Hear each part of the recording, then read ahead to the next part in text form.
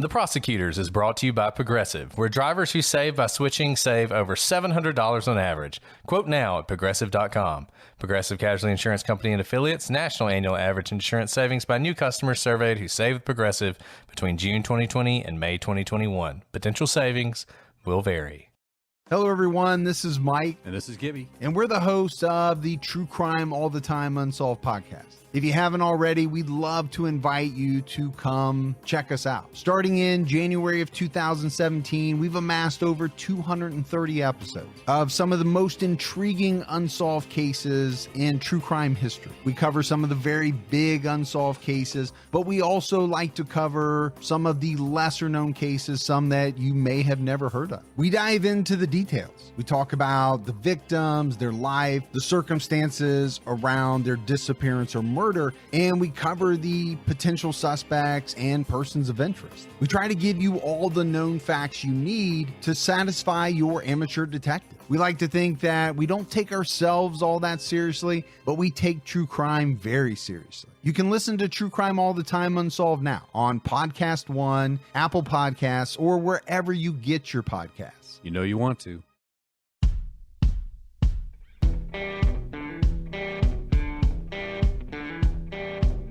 I'm Brett. And I'm Alice. And we are the Prosecutors.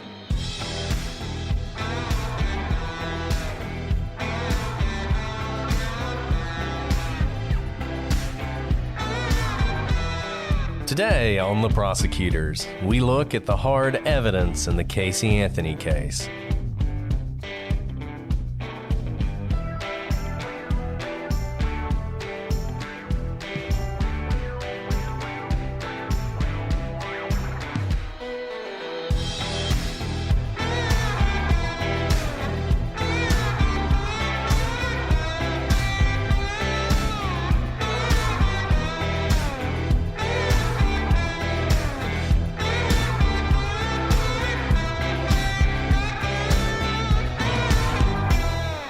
Hello, everybody, and welcome to this episode of The Prosecutors. I'm Brett, and I'm joined, as always, by my healthy co-host, Alice.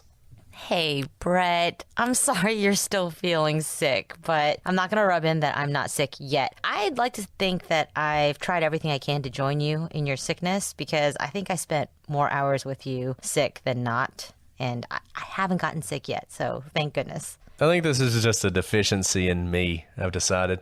I mean, I've taken, I've done all the sort of pop science things. I've taken the zinc pills and the vitamin C and everything else. Ate fresh fruit, but it's like the illness that will never let go. So if, Casey Anthony's the last case I do, carry on without me, Alice.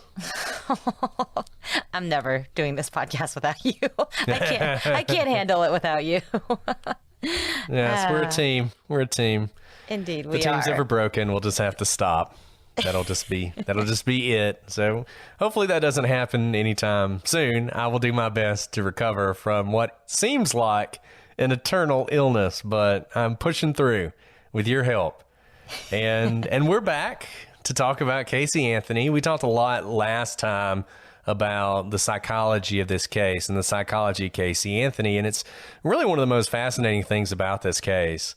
And it's really hard not to be fascinated by it. Frankly, I think you could do just episode after episode after episode on Casey Anthony and her lies and the psychology of her family.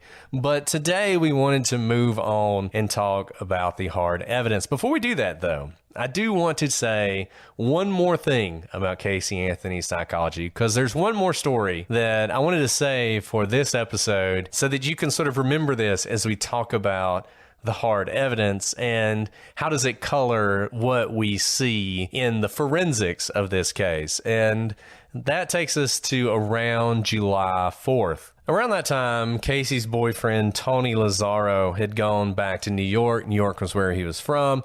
And there was even some talk that he might need to stay there. I can't remember exactly why, if there was an illness in the family or something along those lines. Tony would actually end up coming back, but he was gone for the July 4th holiday.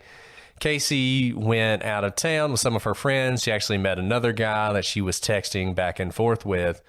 Around July 5th, July 6th, Tony comes back And he recounts a story about how one night, right around then, he wakes up and Casey is not in bed. So he gets up to sort of find her, and he finds her sitting on the floor with her laptop, crying, watching videos of Kaylee.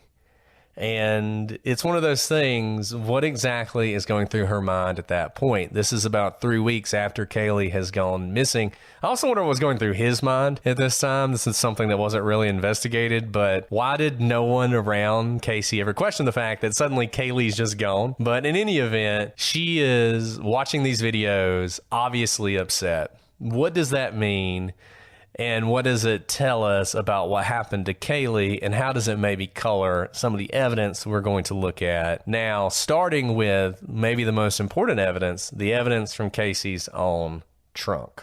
And Brett, that is such a good question that you asked there that I think we need to think about as we look at the evidence, is that while Casey was the one on trial, there were many people, there was a community around her, friends, family, boyfriends, who interacted frequently with her daughter, Kaylee. And it's just interesting how it got to this point, how it got to the point where no one saw Kaylee for a month.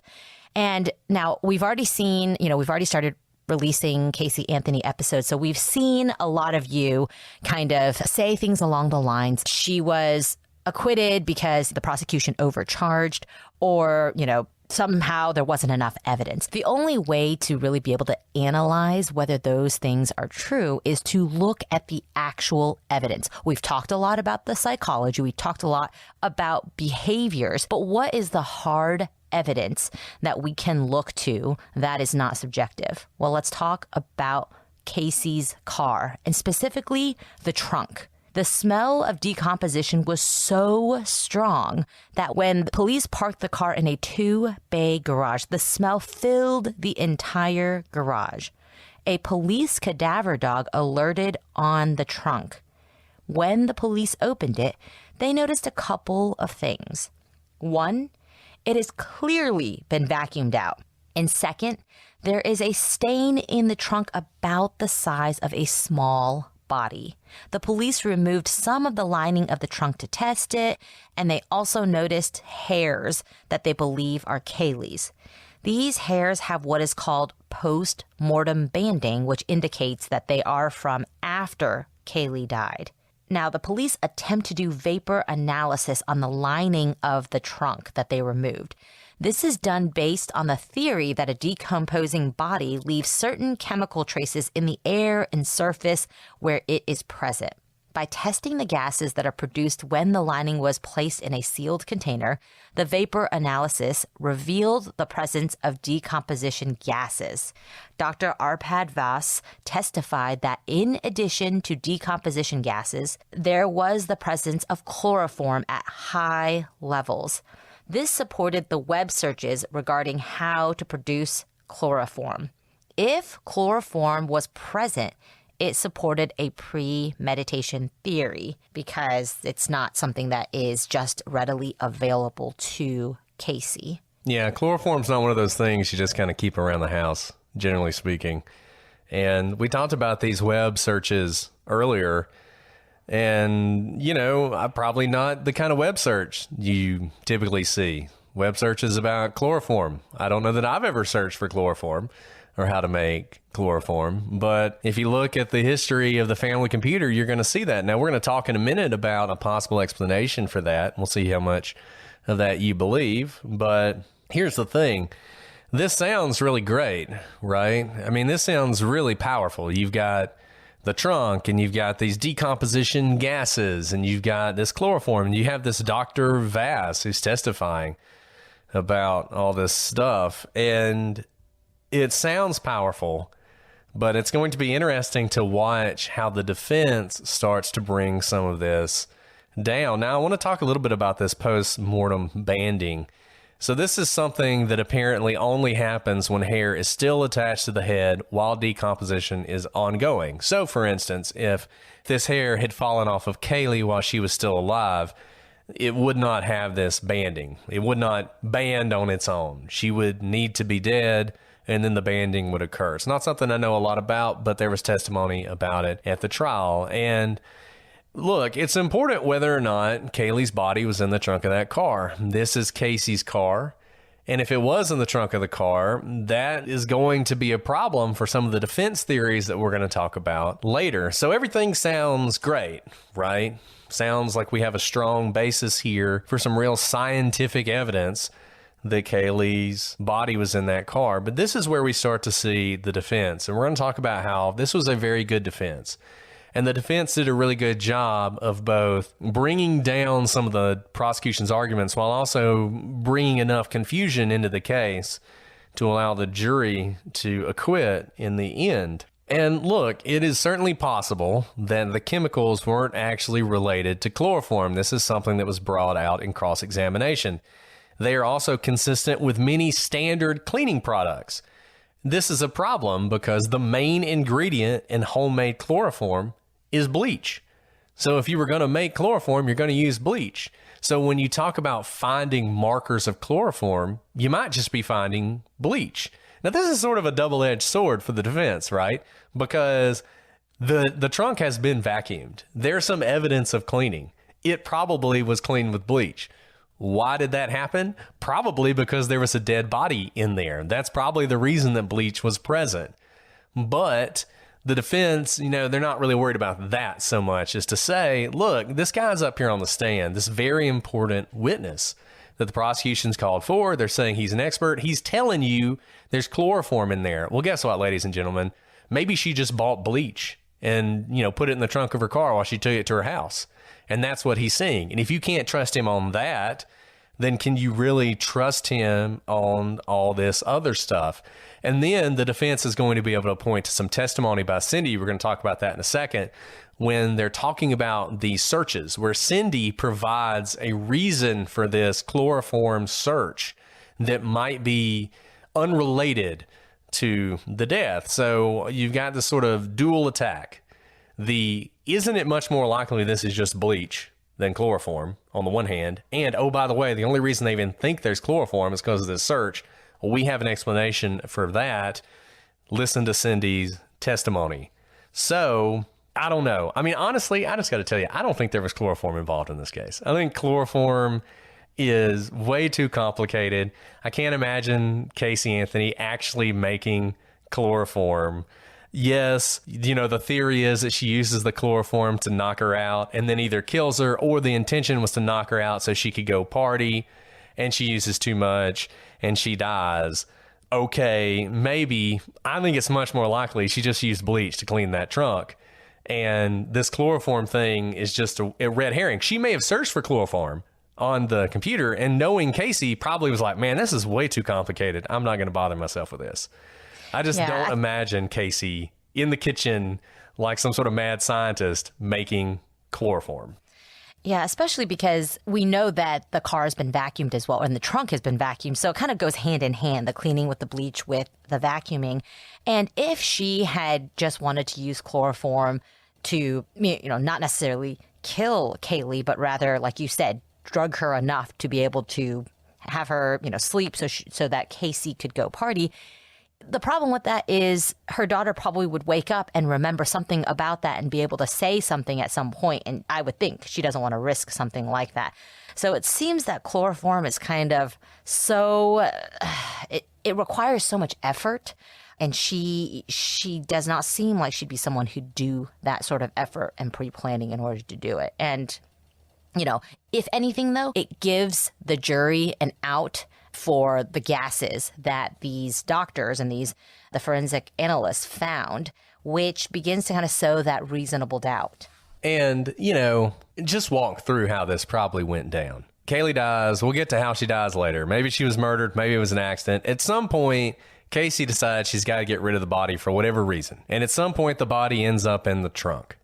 We talked about the trash in the trunk and how the obvious reason you put the trash in the trunk is to cover up the smell.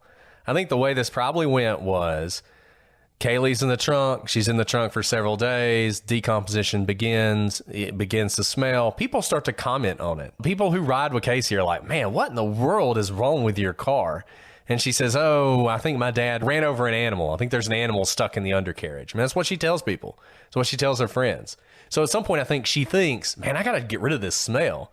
So the first thing she does, which is kind of the first thing I would do. And I don't know if you guys, if you ever have like a trash can or something that stinks, you're like pouring baking soda in there and maybe you're throwing some bleach in there. You're trying to get rid of the smell, right? I could imagine she takes some bleach and she tries to bleach it out, thinking the bleach will kill whatever's making the smell, to get rid of the smell, to cover it up. That doesn't work.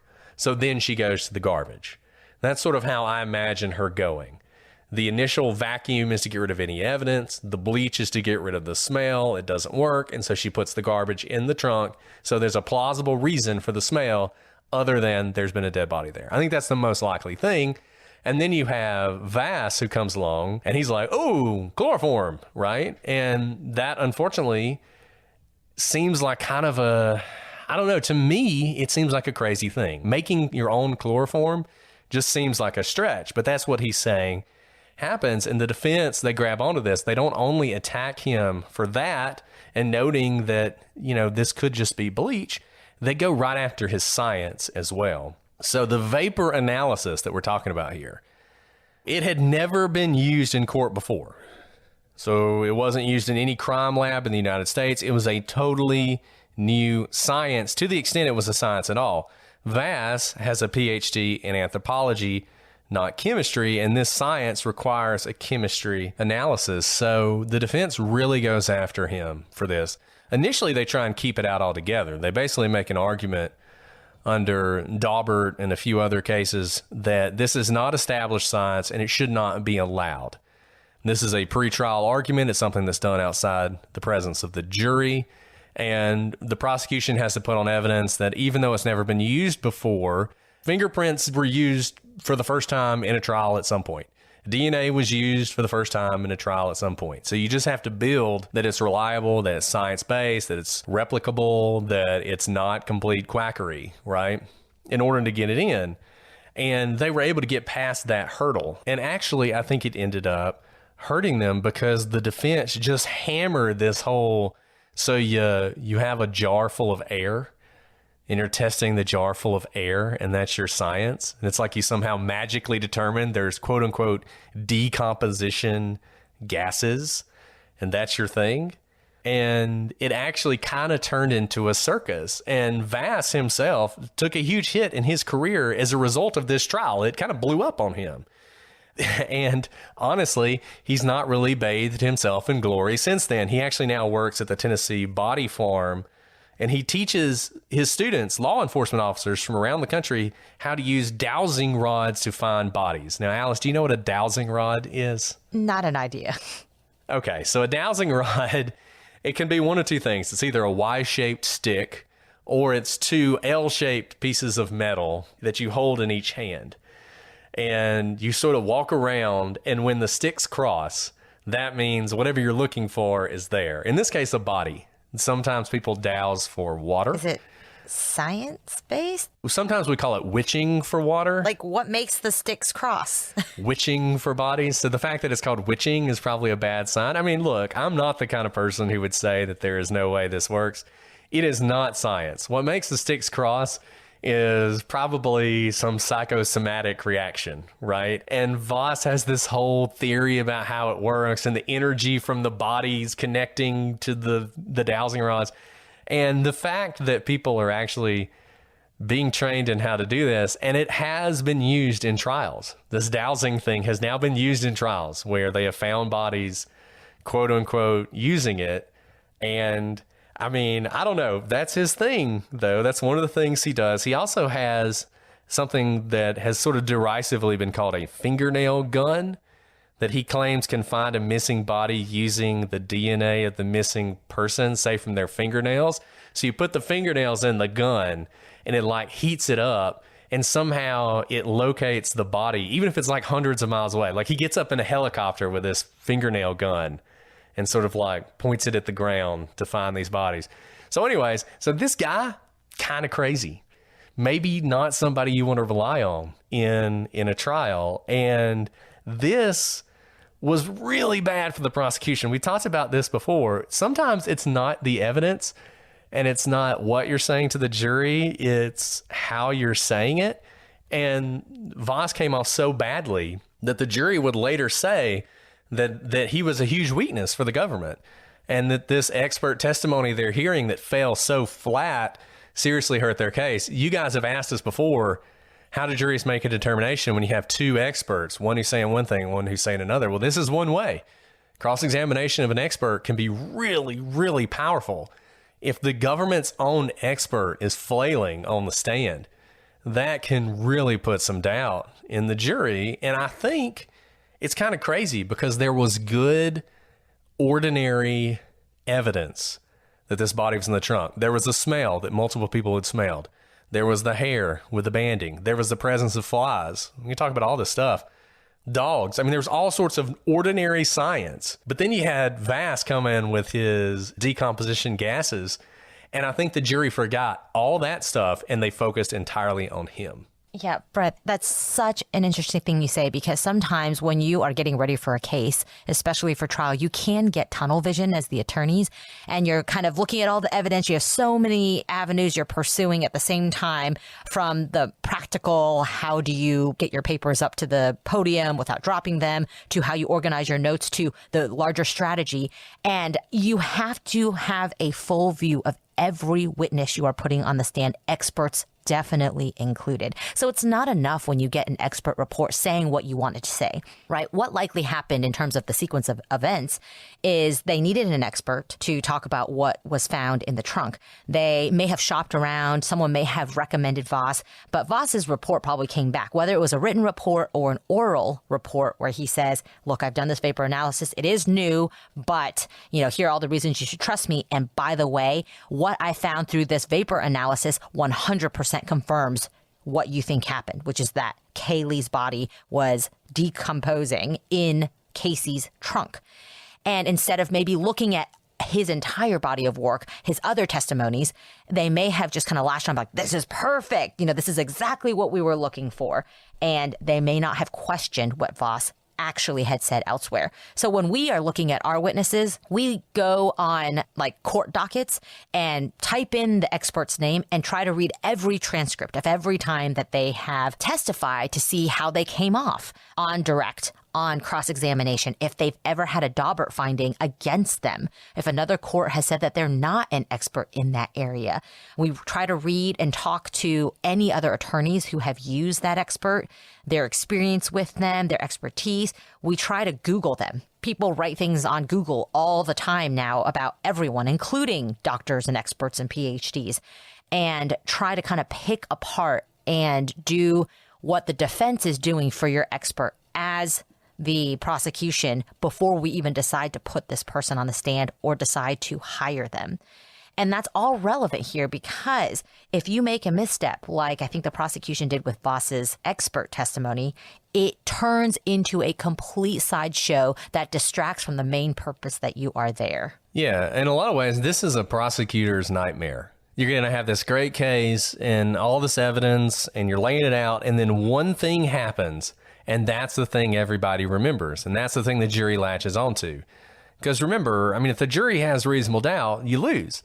So if they have a reason to have doubt, then you lose. And you think about all the evidence they had of the presence of that body in that car, but then they have Vass come on and look like a complete moron with this crazy science that may or may not be legitimate. And if it was, he wasn't the best person to present it. And the jury probably went back in that jury room and thought, well, I think there was a body in there, but man, that Voss guy, he was all over the place. I mean, that's the person they want us to believe. They want us to find this person guilty on that guy's testimony. And for those of you who wonder, how did the jury reach this conclusion? You've all heard about Voss and his crazy testimony and the jars of air and everything else, but you didn't live it. You didn't experience it like the jury did. And it's hard to say just how much of an effect that had on him. Think of OJ and the whole glove thing, right? I mean, the OJ trial went for months, and there was tons of evidence and all kinds of forensics. And the only thing anybody remembers is if the glove don't fit, you must have quit, And I kind of feel like this was a glove moment for them where things fell apart, and it was really hard to put it back together, even though they had other experts who were saying things. So like Alice said, we had the dog. The dog is hitting on the trunk multiple times. that there was a body in that trunk. And dogs, they can be flawed, but if you've already got suspicion that there was a body in a certain place and the dog hits on it, that's pretty good confirmation. In addition to that, you also had experts testify about the presence of flies in the trunk that would have been consistent with the presence of a decomposing body. The defense tried to mitigate this a little bit by saying, well, there should have been even more flies if there had been a body, and maybe these flies are just related to the garbage in the trunk. But the expert for the prosecution was very clear. These are not the kind of flies that you have on garbage. I don't know a lot about flies, but apparently there are things called coffin flies, which specifically lay their eggs in decomposing human flesh. And the flies that they found in the trunk were consistent with the flies that were around the location where they found Kaylee's body. So that was a pretty powerful piece of evidence that you've got this larva that is unique to decomposing bodies. It matches up with both in the trunk and at the body dump location. And to the extent there weren't more flies, remember, the trunk had clearly been cleaned.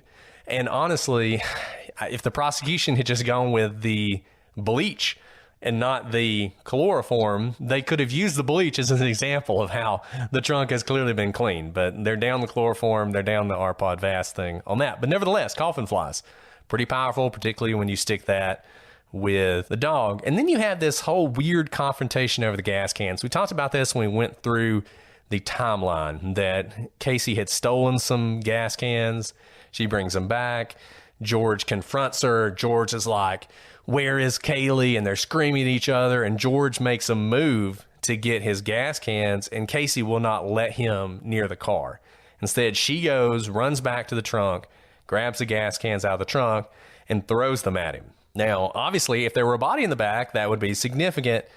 Though at the time, George said he did not smell a body, even though this gas can-related event happened on June 23rd, only 2 days before it was towed from the parking lot where it was found, in which case George did smell a body. Now, that could have just been the direction of the wind or whatever. It's pretty clear that if the car smelled like a body 2 days later, it would have smelled like a body then. And there is other testimony of Casey's friends who had ridden in that car who said that by that point, it smelled like a body. So you put all that together, and it really feels like there was a body in the trunk of that car, even though Vass's testimony may have blinded the jury to this other evidence and allowed them an out.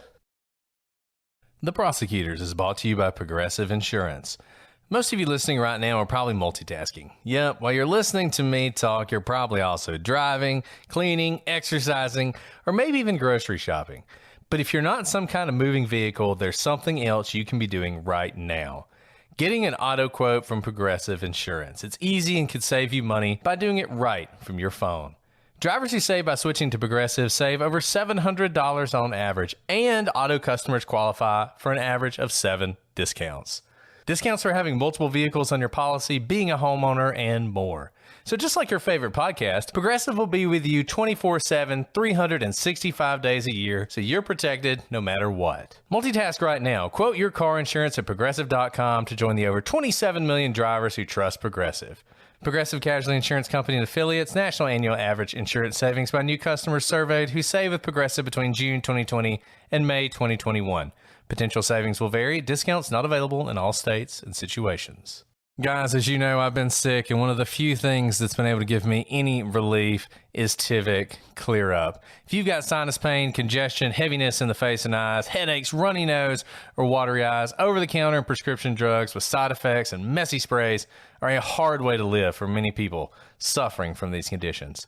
I'm here to tell you about a revolutionary product that will change your life forever. Introducing Tivic Clear Up, an easy-to-use, FDA-approved medical device that fits in the palm of your hand. Created by doctors and neuroscientists, Tivic Clear Up stops suffering by using bioelectronic technology to reduce sinus pain and congestion. Simply glide Tivic Clear Up on areas of your face where you're experiencing sinus pain. Try Tivic Clear Up today with a 60-day risk-free trial. Go to TivicHealth.com, that's TIVIC health.com, and enter promo code PROSECUTORS22 to receive $20 off plus free shipping on your Clear Up device. That's PROSECUTORS22 to receive $20 off plus free shipping. Tivic Clear Up works when nothing else can. Everybody, it's a tough time for all of us making ends meet. Inflation is soaring. Gas prices are sky high. And if you've got credit card debt or other kind of debts, it can make it really hard just to meet your minimum payments. And if you're somebody who's paying down old credit card debt, a personal loan could be your solution. Loans usually come with fixed monthly payments, making them a simple way to help pay off your credit cards. Plus, loans usually have lower interest rates than credit cards too, and Credit Karma can help you find the best option for you. Credit Karma uses your credit data to find loan offers that are personalized to you so you can have a better idea of what loan amount you can get approved for. Credit Karma will even show you your chances of approval so you can choose between loan offers that you're more likely to get approved for and apply with more confidence. Comparing loan offers on Credit Karma is 100% free and won't affect your credit scores, and you could save money. Credit Karma, apply with more confidence today. If you are ready to apply, head to creditkarma.com/loan offers to see personalized offers. Go to creditkarma.com/loan offers to find the loan for you. That's creditkarma.com/loan offers. Guys, there's nothing I love more than meat, and there's nothing I love more in the summer than grilling that meat, whether it's steaks or ribs or chicken or pork. It's what I love, and that's why I love Butcher Box. It was 4th of July. We had a slab of ribs from Butcher Box. We put those babies in the smoker. We let them go all day, and they were fall off the bone good. Butcher Box is the kind of quality you would get from a neighborhood butcher delivered to your front door. It gives you more convenience and a good price. In fact, every month, Butcher Box ships a curated selection of high-quality meat right to your home. There's free shipping for the continental U.S.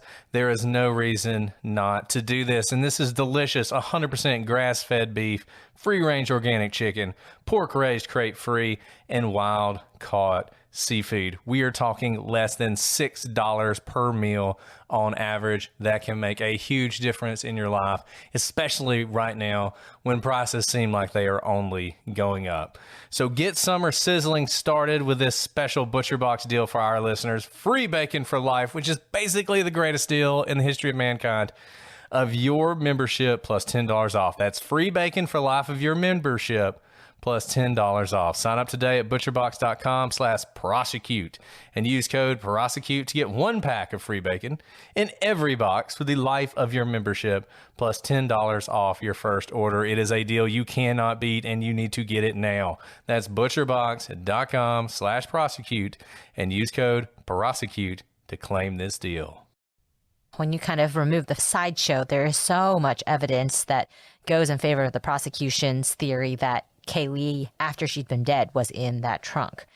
But let's talk more about the hard evidence that we have in this case so far, and that's Kaylee's autopsy report. Now, the autopsy report, unsurprisingly, could not determine the cause of death given the time that had passed.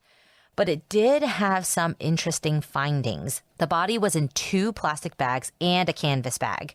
The skeleton had been dispersed, probably due to animals. We've talked about this before.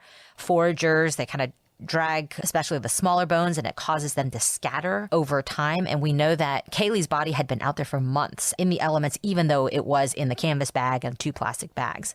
Now, she'd been out there for so long that plants had actually begun to grow in her vertebrae. And a few more months and the skeleton might never have been found. That's kind of how taken over by nature it was at that point when they found her body. Now, when they found the skeleton in the bags, they also found there was duct tape wrapped partway around Kaylee's skull. It covered the mouth and then reached to the hair. There were 3 pieces of duct tape. The duct tape still had scalp hairs on it. And it also covered both the mandible, which is the lower jaw, and the maxilla, the upper jaw. In fact, although the tissue had all decayed away, the mandible was still in the approximate location that it would have been in life, held there by the duct tape. So at trial, the defense would attempt to undermine this, noting that if the duct tape was placed on the body before decomposition, as stated in the autopsy report, it should have slipped off when the skin and muscle decayed. And in fact, there was no evidence of human tissue on the duct tape itself. But the prosecution's expert had an explanation for this. First, the body had been in a swamp for many months. Whatever had been on the duct tape would have been destroyed. As to the rest, the duct tape had held the skull in place while decomposition occurred, but it remained in place because of the matted hair underneath the duct tape. The duct tape itself would not have held the mandible in place the whole time, but it did so long enough that the hair did the rest. Now, there was no antemortem trauma to the skeleton. In other words, whatever killed Kaylee, it wasn't being beaten to death. So the duct tape's important for a few reasons. Number one, you sometimes hear that the duct tape was wrapped around Kaylee's head 3 times. That seems not to be true. You hear it a lot. I mean, you hear it so much that I hate to even say it's not true, but based on watching the testimony and the way the testimony came in and reading some about the links of the duct tape, I think it's that there are 3 pieces of duct tape that go partially around Kaylee's head, but it's not that it was wrapped around 3 times. That's the first thing. Either way, it doesn't really matter. There are 3 pieces of duct tape on a child's face. It's difficult to imagine why that would be there. And this was a huge problem for the defense. I mean, how exactly does duct tape get on to the face of a child as the result of an accident? And they don't really have a good explanation for this. Now, they'll call Warner Spitz, who seems like he shows up in all these cases, and he would argue it was impossible to say where the duct tape actually was or how Kaylee died. It's true, it's impossible to say how she died. But this notion that somehow the duct tape had sort of migrated to Kaylee's face, that it was on the bag or something, just seems utterly bizarre to me. Spitz would talk about how there should have been DNA on the duct tape, but this is incredibly weak. As Alice just said, the body's in a jungle in Florida in the summer. There's not going to be any DNA on the duct tape. It's just not going to happen. It's out in the middle of nowhere. Spitz also makes some crazy statements about how maybe the body was placed there later on, and I don't know. You know, it's funny. The longer you do this whole true crime thing, the less respect you have for people whose names you've heard a lot of times. And this was one where if you listen to Spitz's testimony, it's so absurd that it's obvious he's just doing what he was paid to do. He was hired to be a defense expert, and he was going to give a defense expert position because the things he says don't make any sense.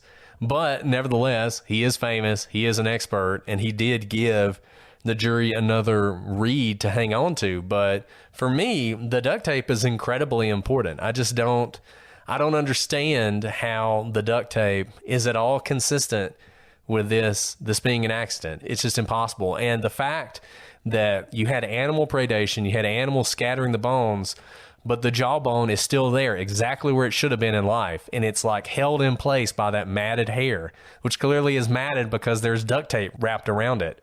To me, that just shows that this duct tape was on her face when she died, or at least soon after, before she was dumped, that duct tape was put on her face. And, you know, go back to John Bonet. It's hard to imagine why the garrote. Why do you do that if you're trying to stage a crime, right? We talked about how hard it is to believe that 2 parents would decide there's been this accident. We need to make it look like a crime, which is a weird thing to do anyway. I mean, the way we're going to do it is the most vicious, violent thing we can imagine. We're going to use a garrote, right? And it's like, why would you do that? Same thing here. If you've had an accident and Kaylee drowned in the pool, what is the purpose of putting duct tape on her face? Why would you even think to do that? Why would you make the accident look like a murder? And particularly in this case where you were presumably getting rid of the body forever. You know, it's not even like the Ramsey case where eventually you expect the body to be found and you need it to look like some sort of murder. Here, you're just getting rid of the body, but you're putting duct tape on your baby's face after she died accidentally.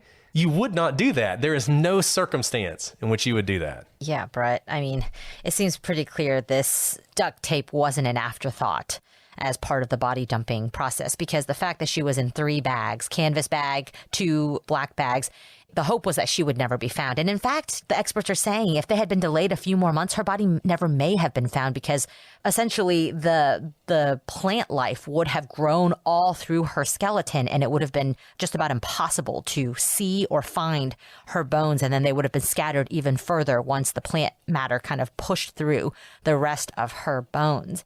And there's just no reason post-mortem to add the duct tape. Now, we've talked a bit about the web searches that the prosecution found. Throughout the trial, the prosecution stated that Casey had searched the word chloroform 84 different times. This was obviously a powerful point in their favor, and so it was repeated ad nauseum. Chloroform showed up so many times in this trial from the prosecution's side. But we've already kind of touched on this. The problem is that it just wasn't true. The person who testified to the 84 searches realized afterwards that the software he used to analyze the computer was defective. He redesigned the software, ran the program again, and realized that the search had happened just one single time, not 84 times.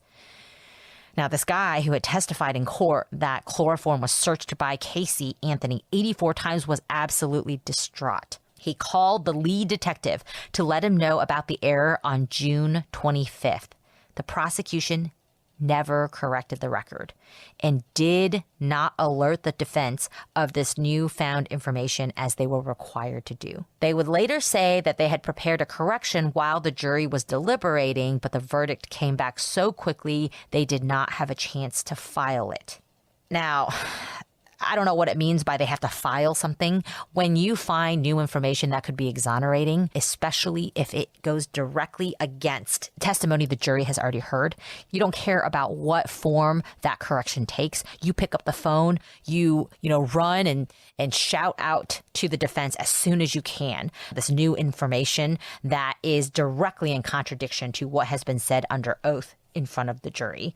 So it's not an excuse. In fact, if you know of this information before a verdict is read, even if the jury comes in and hands a verdict form to the court bailiff, you stand up and say, Your Honor, can we excuse the jury before we hear the verdict? There's information that we need to talk to the court about. That's what you do. There's always time, right? Any of you who've watched a trial know how slowly things move. Really kind of for this type of purpose. There are no surprises. Nothing is off the cuff. Everything is deliberate and slow. And there's almost always time to correct your error. Now, had the jury found Casey guilty, it is possible, if not likely, that this mistake by the prosecution would have led to a vacated conviction on appeal or even in the post-judgment stage. But of course, we know that the jury came back and actually acquitted Casey. Yeah, I mean, this is one of those, the delta between 1 and 84 is kind of big. We're not talking like, oh, I said it was 82, right, and it was really 80 or something like that. I mean, 1 and 84. 84 sounds like somebody's put a lot of effort into learning about chloroform. 1 sounds like, oh, maybe it was a mistake. And the fact that they knew about this on June 25th, closing arguments weren't until July 3rd.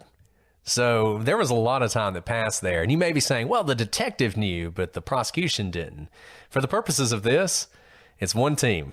And if the detective knew, he needed to immediately tell the prosecution. And as soon as they knew, as Alice said, they needed to immediately alert the defense and the court. And as Alice said, it does not need to be in some filing. I mean, you can make a filing to make it official, but you need to alert the people who need to know this as soon as possible. And the reason you need to do this is, especially if the closing arguments have not happened and the jury has not gone back to deliberate, there's a cure for this. The defense can call this guy back on the stand and he can then rebut what he said earlier and talk about the fact that there was a glitch in the software. And when he realized there was a glitch and how he realized the glitch, he redesigned the software to make sure there was no glitch. And when he ran the program on Casey's computer, all he found was 1. So this is testimony that could have come out and it would have changed his previous testimony. Like we said, a trial is kind of this living, breathing animal that keeps going. And just because something's been said before, it's not necessarily set in stone. That's why trials are really an art, not a science, because how jurors perceive witnesses, how they see them, how they smell them, how they see if they're, sweating under cross-examination, and how they speak all goes to their credibility. So if this guy is as distraught as it appears he is, you would probably perceive that on the stand if he were called a second time. And his distraughtness probably would make him come off as very trustworthy, that he wasn't trying to say what the prosecution wanted him to say the first time, and that it was an honest mistake on his part. And when he found out his mistake, he was so distraught that he needed to tell someone right away. And he is on the stand looking so mortified that his glitched software could potentially, have given that information that would have convicted someone wrongfully. But in any event, at trial, this search was explained in a way that defied expectation. So Cindy claimed that it was she, not Casey, that had searched for chloroform. Just think about this for a second. We now know that there were not 84 searches for chloroform, yet Cindy takes ownership of those searches. She explained that her dogs had been sluggish after eating some bamboo, and she intended to search for chlorophyll, not chloroform. Now, this explanation seems outlandish, and the prosecution attempted to show that the searches, which had occurred in March of 2008, happened while Cindy was at work. But Cindy was adamant those were her searches. 84 times she searched chloroform, intending to search chlorophyll for her dogs. And I think it's really interesting because I think it tells you two things. I think the first thing is it probably actually was Cindy. Now that you know there's only one search, it probably was actually Cindy who searched for chloroform, weirdly, while looking for chlorophyll. And that would explain how this is all a red herring and there wasn't chloroform involved and it was just bleach in the car. But the other thing it tells you is Cindy is willing to lie for Casey. Because if Cindy's willing to take ownership of 84 searches for chloroform when it turns out that it wasn't searched 84 times, then it just goes to show you that she was willing to take the hit, to be on the stand and say, no, this was all me. When she would have thought at the time, man, I did it that one time. But the other times must have been her. But no. She was willing to explain this away. Now, in her actual testimony, there's these questions about how many times or whatever, and it's just never really clear. But nevertheless, I mean, the fact that she's willing to take this hit, I think is really interesting and says something about her and sort of says something about the totality of the way the family reacts to this entire case. So the chloroform, that whole web search is kind of a loser, right? And that's the search that the prosecution found. But the prosecution, in one more of its finer moments, did not find a far more important web search. You may be wondering why we didn't mention the search for foolproof suffocation. We mentioned it earlier when we talked about it in the timeline, but we haven't mentioned it here in what the prosecution has presented to the jury, and that's because they did not present it to the jury. Shockingly, even though the police were aware that Casey often used Firefox as her browser of choice, they did not bother to search her deleted Firefox browsing history, the browsing history that she deleted that day when Cindy called 911 about Kaylee being missing. And it was only years later that it was revealed that on June 16th, the day that Kaylee went missing, in fact, at a time when only Casey was present at the home because it was after her father had left for work, someone searched for foolproof suffocation on that browser. This evidence never came before the jury. Jose Baez in his book would try and argue that Casey, or maybe George, if he were still around, was considering suicide after Kaylee's death. Maybe, or maybe, and more likely, someone, and it could only really be Casey, was looking for ways to kill Kaylee. And this makes so much sense now why the prosecution had brought on Vass, who, of course, talked about the, jar of air analysis and chloroform kind of being their story of how Casey killed Kaylee, because they had no idea that she had made this search the day that, Kaylee went missing. This is huge. This all makes a lot more sense because they were trying to connect the dots with the information they did know. And this is a massive, massive piece of information. And some of you may be thinking, well, if we do know she searched this on June 16, even if it's years later, why can't we file newly discovered evidence motion or something along those lines? And that's because there's double jeopardy. She went to trial, and this is why in a prosecution, you have to be ready to go to trial when you indict your case. There's Speedy Trial Act. You can't drag on a case indefinitely for you to get ready for trial. So when you indict a case or charge a case, the clock starts ticking and you're kind of stuck with your case file. You can, of course, keep doing, witness interviews and prepping and getting experts and whatnot, but the bulk of your investigation really needs to be finished before you charge a case. And this is the reason. The fact that this information wasn't known to the prosecution is literally a too bad for the prosecution. Even though we now know this to be true, you can't go back in time and re-indict Casey or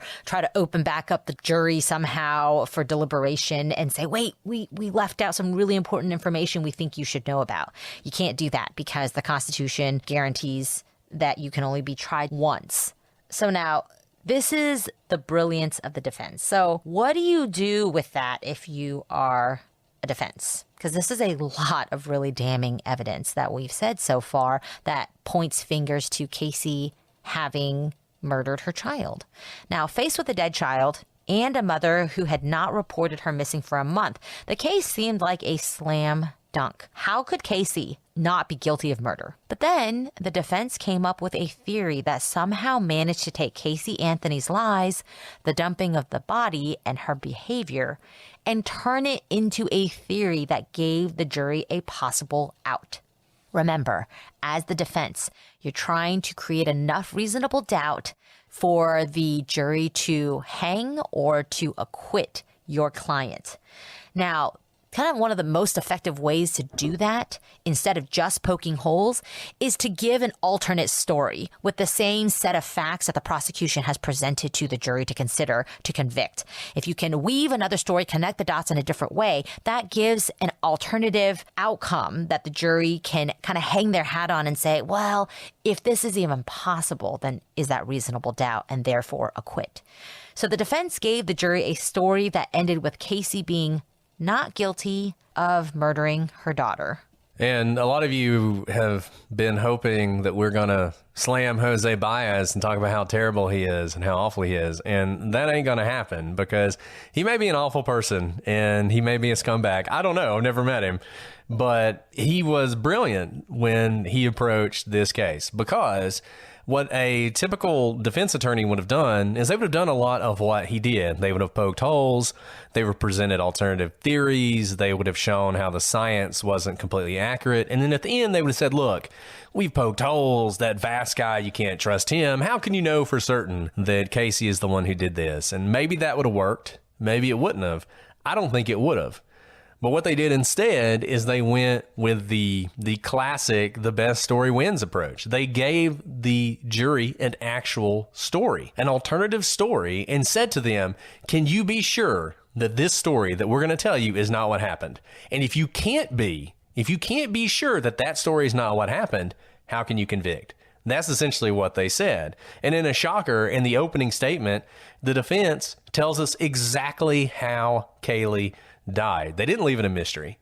They didn't say we don't know. They didn't stick with this crazy Zanny the Nanny thing. They said Kaylee had drowned in the middle of the night when she slipped through the sliding glass door, and they even had a picture of her opening the sliding glass door, and climbed into the pool using the ladder that had been left down the night before when she went swimming with Cindy and drowned. The next morning, Casey's sleeping in, because that's what Casey does. George is looking for Kaylee. He can't find her. He goes in Casey's room. She's not in Casey's room. And he's like, where is Kaylee? And the two of them start looking, and they find Kaylee dead in the pool that morning. Casey's freaking out. George is mad at her and telling her, your mother will never forgive you. But at some point, he sort of goes into dad mode and he says, look, I will take care of it. Now, he didn't exactly tell her what he was going to do, but he took the body. He is the one who dumped the body. He got rid of the body. And then you remember that phone call? We talked about this phone call when we were talking about the timeline. How there was a phone call from George that day while he was at work. It was very short, just a few seconds, 20 seconds. That was the phone call where George told Casey, it's done, it's taken care of, don't worry about it. And this was all to prevent Casey from getting into trouble for child neglect. It was to prevent her mother from never forgiving her again. And Casey went along with it because Casey was willing to do that. And George, he dumps the body in the woods and he wraps the duct tape around her face, I guess to make it look like a murder in case the body was ever found. And the defense supported the theory by noting that the timeline doesn't really work out. We talked about this earlier. The timeline is weird the day that Kaylee disappeared. You got George, who's adamant that Casey left at 12:50. Right, I mean, that's what he's saying. She's gone at 12:50. And yet there's evidence that Casey was on the computer after that time, before George left. And you've got George, who's adamant that he remembers exactly what Kaylee was wearing that day, even though he wasn't asked about it for a month. And even though he did not know that that would be the last time he saw her. Remember, he remembers the time because he's watching that show whose name I can't remember and people made fun of me for last time. So I'm not going to repeat it. But he's watching that show. So that's why he remembers the time. But why does he remember the clothes? Why are the clothes burned into his mind? Now, this is a total stunner. And it explains some of what Casey does. Rather than, deny the crime, she accepts it. Look, this happened. And all of the lies were meant to cover up Kaylee's death. But it was an accidental death. And the person primarily responsible for the cover-up wasn't Casey, but it was her father, George. Now, why would Casey go along with this? Well, it's because George had abused Casey her whole life, and silence about what her father was doing was her way of life. It was ingrained in her. Lying was her defense mechanism, and she never stopped. And this is so brilliant in so many ways because it explains everything about Casey. Why is Casey the way she is? Why does she lie about everything? Because she's been being abused her whole life and told to lie. And conditioned to lie, and conditioned to protect the family. And because of that, when this happens, she goes along with something that no one else would go along with. Most parents would not go along with this. Most parents, if they find their child in the pool, the first thing they're going to do is call 911. They're not going to assume she's dead, and they're not going to assume she can't be brought back. They're going to call 911. That's what all parents would do, frankly, but not Casey, because she's conditioned to do otherwise. Whew. Brett, I mean, this is unlike any other opening statement from a defense that you'll ever hear. I mean, it is just stunning because it is so starkly different from what the prosecution says in their opening statement, which, of course, is that Casey is responsible for the murder of her child. Here is a precise and vivid accounting of what the defense wants the jury to believe happened. And I say this is so starkly different than most defense openings you'll hear is because defense openings typically don't present such a clear picture of what happened. They just typically try to poke holes from the start. They say the prosecution has a high bar of reasonable doubt. We're not going to get to reasonable doubt. There's going to be so many problems with their witnesses and they can't tell a coherent story and none of the facts line up. And that's why at the end of the day, when you're asked to deliberate, you'll see that the government has fallen well short of their high bar to prove this case beyond a reasonable doubt. I mean, what I just said to you is in essence every opening from a defense across the board. Rarely will you hear anything of this nature where they talk about a timeline and they give you a drastically alternate universe as to what happened. And the reason Brett said that this is such a brilliant tactic is because you have a lot of things pointing against you in this case for your client. Casey lies all the time, not just about what's happened in this case, but just on the regular, she lies all the time. There are already strange things happening with the family dynamics. I mean, no one is willing to speak within her family. You know, the stories about fights are then conveniently forgotten. There's so many just twists and turns that you have to make sense of. And they somehow are able to weave this story together into an alternate universe story to give the jury another story to go with other than the prosecution's. And look, I mean, this is what won the case for him, in my view. We talked about how one of the things we wanted to find in this exploration of this case is what won it. How did Casey get away with it? I think going with this story, even though there are a ton of holes in it, and we're going to talk more in the next episode about all the holes that are there in it, and we'll talk about theories as well, and we'll explain what we think actually happened. But the fact that they were able to give the jury a story they could walk out with and kind of believe, I think was enough. I don't know why. This jury was looking to acquit her. I don't know if it was just the makeup of the jury. Jose Baez picked a perfect jury. These were just weird people who don't watch television. I don't know what it was. I don't know what was going on with this jury. But I'm pretty convinced they were looking to acquit her. You don't acquit somebody of murdering their child in 11 hours if you're not looking for a reason to do it. And they gave them a reason. And this story was one they could believe at least enough to say, I can't say for certain that didn't happen. I can't say that she didn't die in an accident and that everything that happened after it was just the cover-up. And Brett, this was a high-risk, high-reward proposition for the defense because guess who's going to testify? This is no shocker. George, the person they are pinning the cover-up on, is going to testify, and he's not going to say what the defense has said. And so we already know off the bat, the defense knows off the bat, their story is going to be rebut by the person they put at the center of the cover-up. And that is high risk. But they do that, and the jury is kind of faced head on with having to make a decision about who's telling the truth. And I think they had seen enough of George and they had seen enough of Cindy that they knew George wasn't going to get on that stand and react the way that a normal person who is the grandfather of a murdered girl would react if he was accused of being involved in the cover-up. Oh, and by the way, molesting his daughter by the daughter who probably killed the granddaughter. They know he's not going to react that way. So we're going to talk about his testimony and some other testimony that comes in. But I think it was a huge risk. It was a huge gamble. But I think the defense, I think they knew what they were doing. So, well, look, I don't know if we're going to finish in 6 episodes, but I think we are on track for 7 tops. That's what I'm saying. We might get done in 6, but I'm saying no more than 7. So I think we've done a really good job, Alice. We should be commended by the people who claim that we go off on tangents all the time. We're doing a fantastic job on this. I mean, we do go on tangents, but we've tried to keep it. We tried to keep it tight here. You know, just somewhat related tangents, I think, is the key. Well, we are, like I said, we are closing in on the end of this. If you guys have thoughts, please send us emails, prosecutorspod@gmail.com, @prosecutorspod for all your social media. Hello to those of you watching on YouTube and to those of you getting your episodes ad-free and early on Patreon.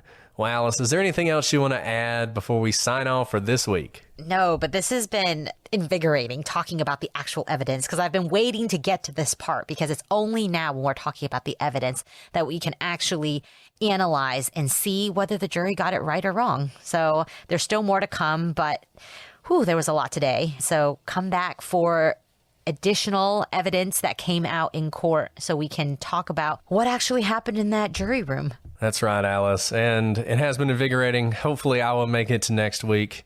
And if I do, we will be back then with more on Casey Anthony. But until then, I'm Brett. And I'm Alice. And we are the Prosecutors.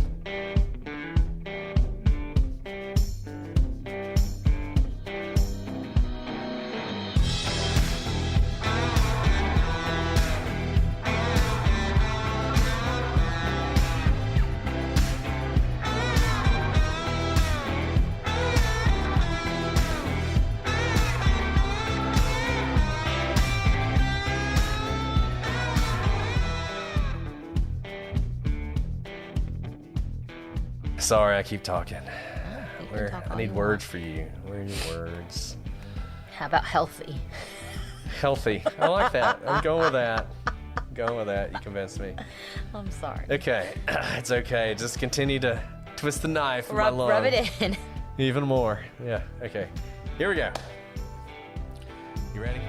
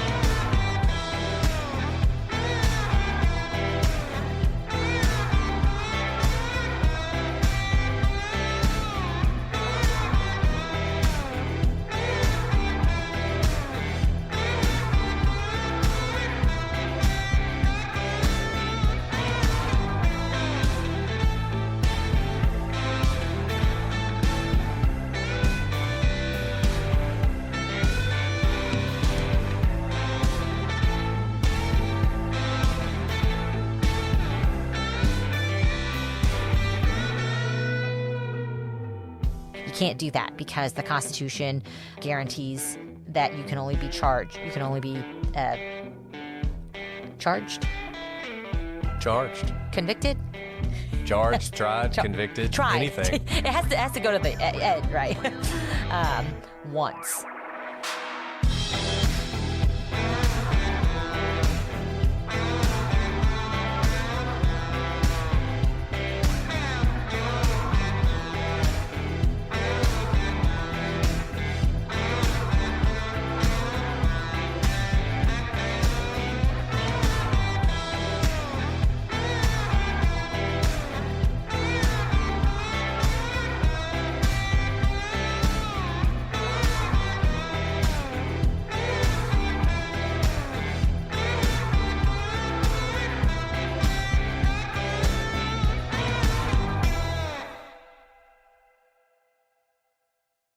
All this month, stream the funniest films for free on Pluto TV. Watch comedy classics like Anchorman, The Legend of Ron Burgundy, and Mean Girls. Or drop in for a Tyler Perry marathon with a Madea family funeral and Medea's witness protection. Pluto TV also has hundreds of channels and thousands of movies and TV shows like Get Shorty, Be Cool, Key and Peele, Comedy in Color, and more. And no contracts, no subscriptions, no fees, no joke. So download the Pluto TV app on your favorite streaming device and start laughing today. Pluto TV, drop in, watch free.